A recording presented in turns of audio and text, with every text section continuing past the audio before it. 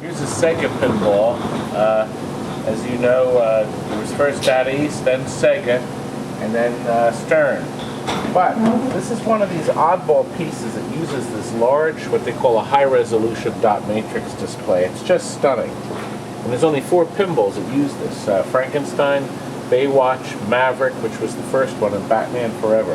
And I thought it was just such a great idea, this big display. You can see we've put how beautiful the colors are in the back, because we've added these LED lights here, different colors in different places. The electronics have been renewed, capacitors in the power supply, lithium battery, all the cold solder joints are reheated, reflowed with silver solder. Listen, there is a neat fix. If any of you have a big display data east, there is something you have to do with these. You see this board? You have to take this board off, and you have to reflow silver solder on these pins here for this connector. And then you have to change the original connector. The connector on there is just not making good contact after all these years. You got to put a brand new connector and 2 new pins, the pins that grip the 5 volts in the ground on both sides. If you do that, this display will probably work for another 100 years and not go dark. Biggest problem is you're playing the game and all of a sudden there's no display. And then a few minutes later the display is back on. It's that connector. New connector, and reflow solder on it. If you do one or the other, you'll still have trouble. So do both, then you won't have to worry about it. We've put LEDs in the usual places, under the playfield, in select places. Look how beautiful this playfield turned out. Stephen did a little bit of touch-up on it, but it just looks fantastic. Look at the artwork on the side. Only needed a little touch-up. Full color, no fade, just beautiful. The same is true for the other side here.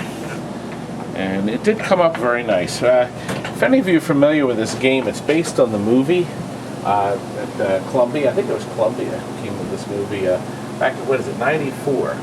And when you start the game, you have an option of picking either the film soundtrack or the